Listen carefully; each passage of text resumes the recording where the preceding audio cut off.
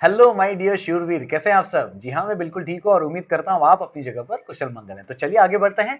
अभी हम बात करेंगे एलिमेंट्स ऑफ वैलिड कॉन्ट्रैक्ट में last element that is called legal formalities. And I believe जो भी प्रीवियस 8 एलिमेंट्स आपको दिख रहे हैं वो आपको बहुत अच्छे से समझ में आ गया है। तो चलिए लीगल फॉर्मेलिटीज को भी समझ लेते हैं और इसके बाद इसी वीडियो में हम सारे एलिमेंट्स को एकदम शॉर्ट में पढ़ेंगे ताकि आपको रिकैप हो जाए, है ना इंटरेस्टिंग। तो चलिए लीगल फॉर्मेलिटीज पहले समझते हैं।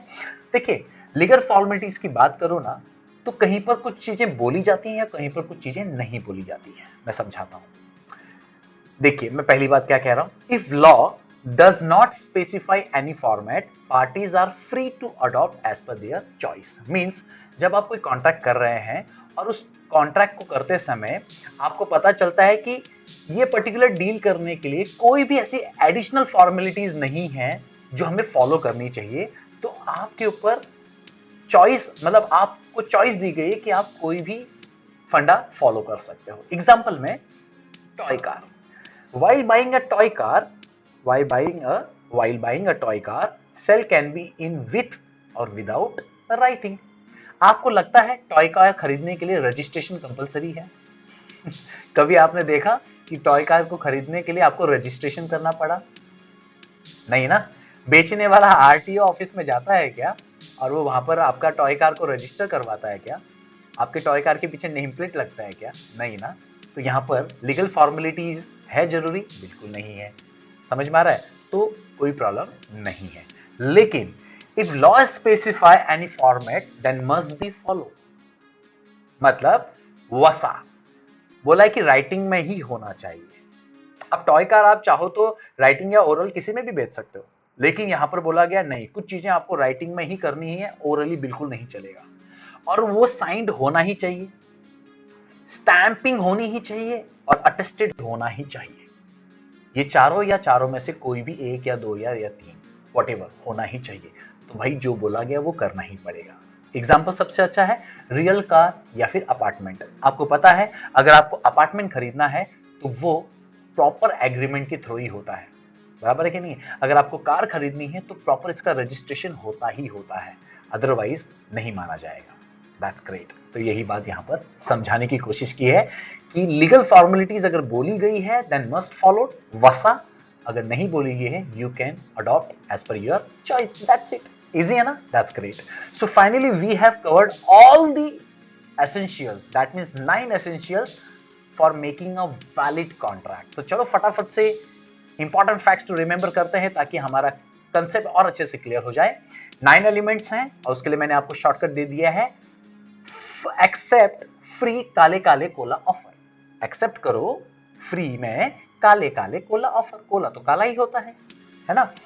ऐसे याद रखने के लिए एक्सेप्ट 1 हो गया, फ्री 2 हो गया, काले 3 4, काले 4 5, कोला 6 7, सॉरी 1 2 3 4 5 6 7 8 और ये 9।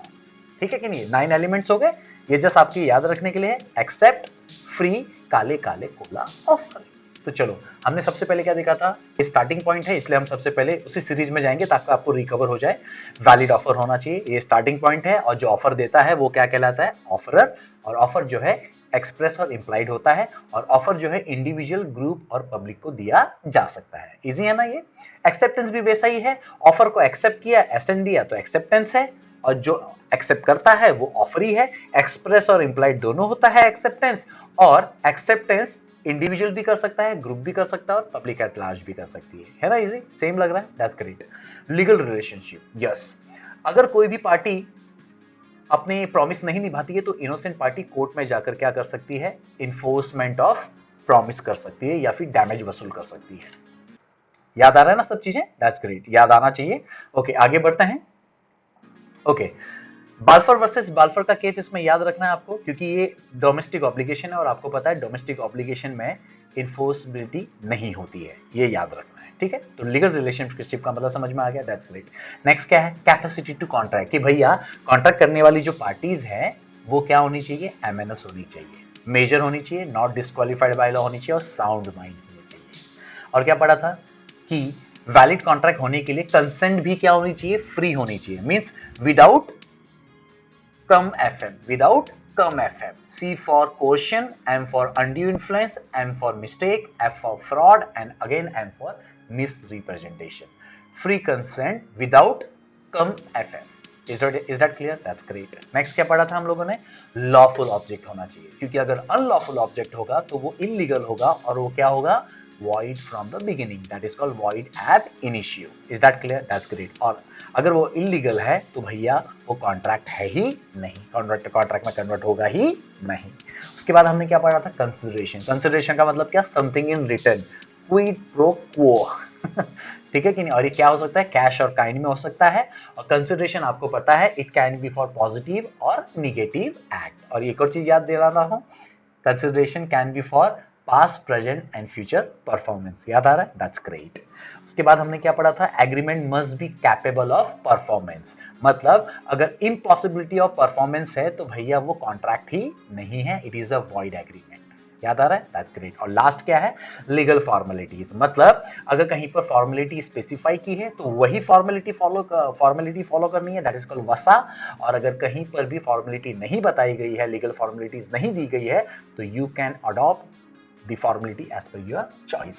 So I believe after the whole thing you understood very well the elements of a valid contract, 9 essentials. That is called, बताओ शॉर्टकट फटाफट, एक्सेप्ट फ्री काले काले कोला ऑफर. चलो बहुत अच्छी बात है. तो मिलते हैं अगली बार, तब तक के लिए हौसले बुलंद, कामयाबी तुरंत, because attitude matters but positive. Thank you dear.